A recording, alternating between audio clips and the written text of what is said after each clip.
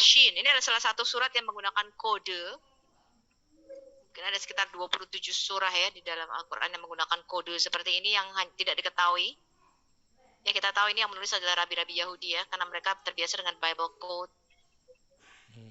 Kata Bismillah ini, ya ini beberapa ulama itu masih berselisih karena di dalam manuskrip aslinya nggak ada, ya. Ini ada yang menyatakan ditambahkan kemudian mengenai masalah Bismillah atau Basmalah ini nanti kita akan bahas sesi khusus. Mungkin kita akan bicara dengan Husin dan kita akan kasih Anda referensinya walaupun sudah dibahas tapi nggak apa-apa ya kita bahas berkali-kali. Karena mungkin banyak orang Kristen juga yang sekali itu belum mengerti ya harus berkali-kali kita membahasnya. Basmalah ini jangan dikira ada di dalam manuskrip aslinya, nggak ada. Ya, manuskrip aslinya tidak mengandung basmalah ini yang disebutkan di dalam setiap surah. Hanya ada satu surah di dalam Al-Quran yang tidak menggunakan basmalah ini. Ya, tapi kita akan bahas nanti mengenai kata basmalah. Suara saya terdengar jelas? Apa saya perlu ganti mikrofon ya? Jelas, jelas, sangat jelas. Cuma baru dari situ sudah ada pertanyaan lagi nih. Bisakah kami memotong? Ya boleh. Tapi sebentar Pak, mungkin saya ganti. Atau ini jelas nggak? Suaranya jelas ya? Jelas, jelas Bu. Jelas, Bu. Enggak robot, jelas banget. Jelas tepatku. Lanjut, Bu. Ini lihat nih, ini Allah bersumpah demi Al-Quran. Jadi kayak orang mau ke pengadilan gitu, biasanya kan ada orang tuh kalau ke pengadilan sumpah di atas buku Al-Quran gitu kan.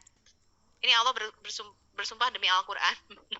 Karena mereka they do believe that this is everything in here is the word of God. Ya, semua yang ada di sini adalah firman-Nya Tuhan word by word. Tapi kalau kita melihat sebenarnya nggak mungkin ini firman dari Tuhan ya, teman-teman ya. Makanya kemarin saya membandingkan dengan Yesaya 45 di mana di dalam Alkitab kita dikatakan ketika Tuhan berfirman dia mengatakan apa? Akulah pencipta langit dan bumi, pencipta alam semesta. Tapi kalau di dalam Quran nggak, dialah. Dialah. Jadi Allah menunjuk lagi pada orang yang ketiga.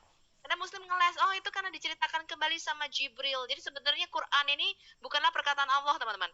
Melainkan perkataan Jibril. Ya, makanya di dalam surah 89 ada 2 ayat ya di dalam Quran yang menyatakan Quran adalah perkataan utusan, perkataan Rasul yang mulia. Ya. Dan Quran ini merupakan hadis yang terbaik. Jadi Quran ini merupakan hadis atau perkataan. Perkataan siapa? Perkataan Rasul, perkataan Jibril.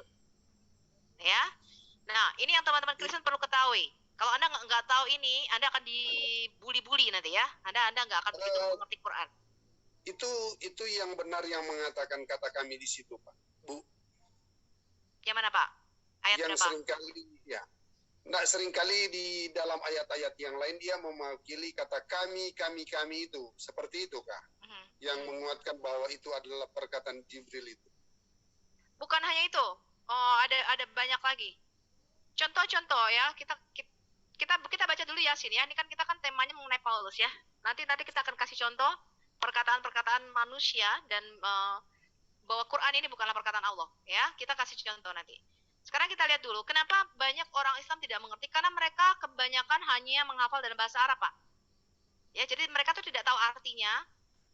Mereka nggak tahu apa-apa tuh. Mereka nggak tahu artinya. Mereka hanya melafalkan saja. Seperti saya nyanyi lagu Kucu Sotahai. Ya, saya bisa nyanyi lagu Kucu Sotahai. Tahu artinya nggak? Enggak, gue nggak tahu artinya. Gue nggak bisa bahasa India soalnya. Tapi gue bisa nyanyiin lagu Kucu Sotahai. Mudah ya teman-teman ya? Yep. Ya. Begitulah cara orang Islam itu memahami Quran. Jadi saya tanya sama teman-teman saya berkata, ini ada di dalam Quranmu loh. Terus dia bilang, lu tahu nggak? Gue tanya gitu. Dia bilang, gue nggak tahu. Terus gue bilang, lu baca Quran, baca. Tapi gue nggak ada terjemahannya. Jadi apa yang lu baca? Ya bahasa Arabnya. Jadi lu bisa ngaji pakai bahasa Arab, bisa. Tahu artinya nggak lu? Enggak. So, mereka melafalkan sesuatu like a mantra, seperti mantra yang diulang-ulang, but they don't really understand what it means. Ya, mereka nggak tahu artinya. Ya. Masalah Ya? saya itu, Bu. Ya, makanya kalau Anda tanya ketika saya menunjukkan hal-hal begitu, kemarin misalnya Pak Putra ketika saya menunjukkan Quran itu adalah hadis yang terbaik. Ya, perkataan atau hadis di atas segala hadis. Itu adalah Quran. Dia bilang, enggak mungkin Bu Safiatul begini. Ketika saya tunjukkan ayatnya dia kaget. Kenapa? He never read this. Dia nggak pernah baca. Kenapa? Karena dia hanya menghafal. Nah, Anda tahu, ketika pola pikir kita menghafal itu merupakan pola pikir yang paling rendah. Tingkat berpikir yang paling rendah adalah menghafal. Ya, jadi makanya Anda bisa seperti mendiktekan kepada burung beo, Anda bisa mendiktekan kepada gorila. Gorila itu bisa hafal perkataan dalam bahasa Inggris sekitar 2000 perkataan dalam bahasa Inggris. EQ-nya kira-kira 87. EQ gorila, EQ gorila 97. Dia bisa menghafal perkataan, menghafal. Itu cara berpikir paling rendah, itu tingkat anak TK. Tingkat berpikir yang lebih lanjut adalah Anda mengerti, Anda bisa menyaring data dan informasi yang kita terima. Dan kebanyakan nggak bisa, teman-teman. Kebanyakan mereka suka gosip.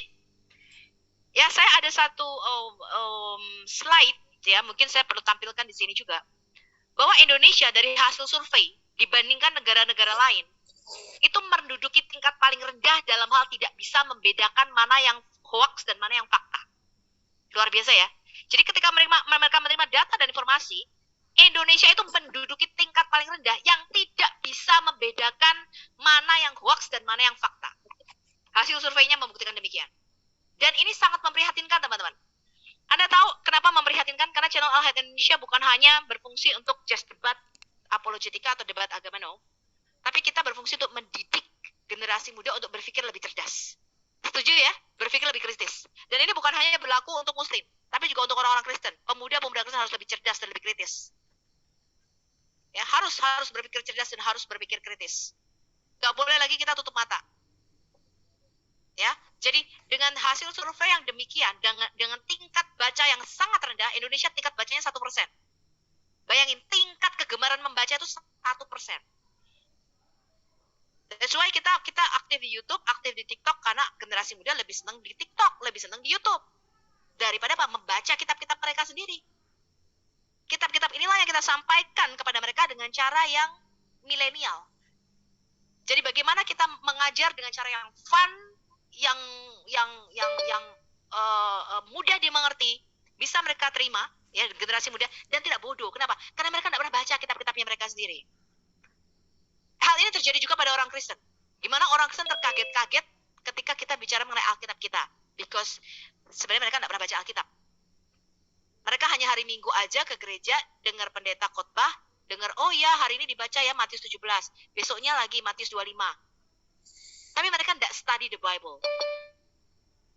Ya, karena mereka tidak belajar Alkitab, tingkat pembacanya sangat rendah, sekitar 1% orang Indonesia. Inilah yang menyebabkan mereka terkaget-kaget. Inilah menyebabkan orang beragama buta. Ya, jadi mereka tidak tahu apa yang mereka percayai.